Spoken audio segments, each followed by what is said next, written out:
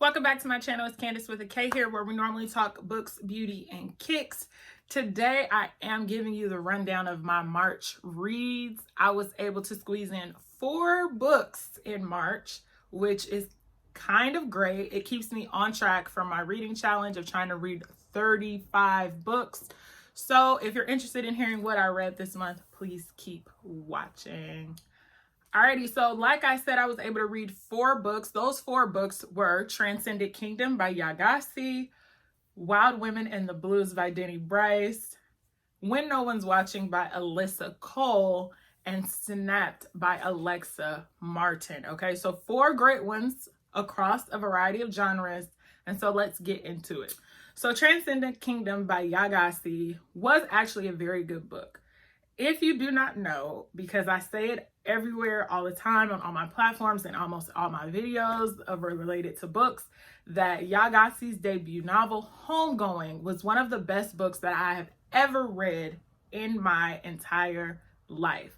So that book was just so well written that it made me excited for her sophomore follow-up, which is Transcendent Kingdom. While I didn't breeze through the book like I did Homegoing, it was still a very good book. So what happens in the story is that there's this PhD student, kind of like me, who is trying to navigate grief, addiction, and kind of just working through their own traumas as it relates to faith and, you know, being taken to this place of what is truly religion and God and how does it serve us. But it reads very much like a memoir and a first-person storytelling account, which made it a lot easier to digest some of the topics. So like I said, there is a trigger warning of addiction and grief and death. But I think if you sit down with it and you really just take it in, it is a very powerful storytelling of how addiction really affects not only the person that is going through it, but also the family and the residual effects that occur because of someone's addiction. I even had to Google if this was a true story. Like, it truly reads so first person, and it's very powerful in that. And so I gave this book a 4 out of 5 stars, and I do recommend it, although I am going to forever be a Homegoing stan. Okay. Now, thanks to the folks over at NetGalley, I was able to receive a Wild Women and the Blues early preview. From my understanding, the book did come out later this month, so I do encourage you to read it. This is a great story. So if you've read books similar, like The 7 Husbands of Evelyn Hugo, where they go from past to present and the kind of the back and forth of that, if you like that type of writing, you will like this book. So what it does is it follows the life of and the rise of a Honoré Delacour, who became a famous entertainer in Chicago in the late 20s. Did I get that right? I think it's late 20s. Anyway, she became a rising entertainer. And so there's this man who was working also on his PhD thesis. Look at the commonalities here. And he's trying to uncover some of these old facts about his family as he works through his thesis. And so it kind of uncovers these family ties. And it's just a great read. It's very descriptive. It puts you in the place. I do wish it had a little more punch once it reached the climax. But I think if you enjoy the historical fiction genre, you will really like this one. Because it gives you just a little bit of insight into what it was like during the Prohibition era for Black people specifically, going to the clubs and witnessing things that you don't need to be witnessing. And yeah, so I really did enjoy this one. And I think the cover is beautiful. So it features this nice little lady in an emerald dress, similar to The 7 Husbands of Evelyn Hugo. So my advice is to go read it. I did give this book a 4 out of 5 stars because I do think it is a great novel. And it was a simple read and easy to get through. Alrighty, so the third book that I read was When No One's Watching by Alyssa Cole. This was like all over social media last year when it first released. And I have not read any of her previous work, but for whatever reason, I was attracted to the cover. It could be the blue it could be the blue hues. It could be, the brownstone. I don't know, but I was attracted to the cover. And so I ended up sitting down with this one and reading it. And I have to say, it really reveals how scary gentrification is. So many of us that live in predominantly Black neighborhoods understand what is happening. We're seeing the changes. We're seeing people come in. We're seeing all the things happening, especially in my current neighborhood now. It's like happening at an expedited rate. And so reading this has really made me further side-eye, because the side-eye was already side-eyeing, but I'm further side-eyeing the people that are coming into these neighborhoods, because what is their motive? What are their intent? What is really happening? Okay, so what this story is about is people are moving into the neighborhood and honestly trying to change the neighborhood.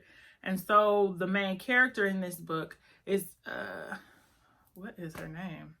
Sydney. Sydney is trying to understand what is happening in her neighborhood while also dealing with the grief of her mother, as well as just trying to maintain. And so while this is pegged as a thriller, I'm not exactly sure it is that. There are moments in the book where you are on the edge of your seat. You're wondering what's going to happen next.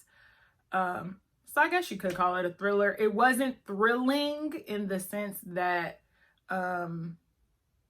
it was like scary or super suspenseful. And I think that could be because I'm Black and I'm experiencing gentrifications. So maybe it is thrilling for some. I don't know. But yeah, so I gave this book a 4 out of 5 stars because I think the theme of the book really resonates and hits home. The writing was very simple and great. It makes me miss Brooklyn. I want to go to New York so bad. And I think the story was told in such a way where it does show people of color,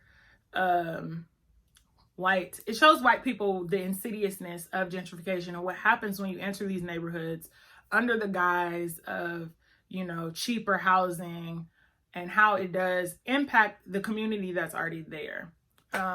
And so I thought that was a great spin on trying to get that message across without it being, because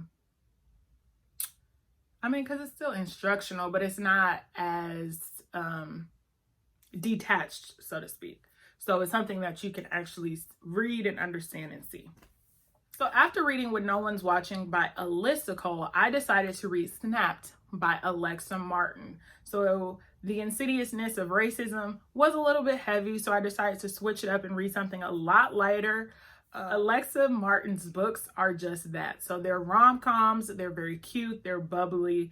So Snapped is the 4th book of her playbook series. So you have Blitzed, Intercepted, and can't think of the 3rd one, but they're 4. So the common theme between all her books is football. And so in every book, it kind of feeds off the next one, obviously, because it's a series, but they're all football related in the sense that they either play for the football team in Colorado or their living space or work space somehow connects them to this football team.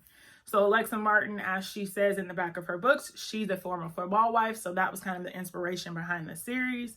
And so in this particular book, Snapped, we meet Quentin Howard Jr., who sounds hella fine.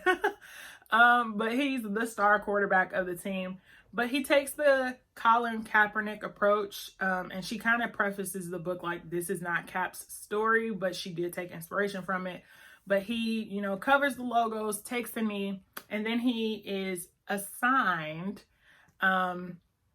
Elliot or L to kind of spin the narrative of, his social injustice stance. So they end up falling in love, and it's very sappy. It's very simple. I gave this book a 3 out of 5 stars because it's not my favorite out of the series, but it was very cute.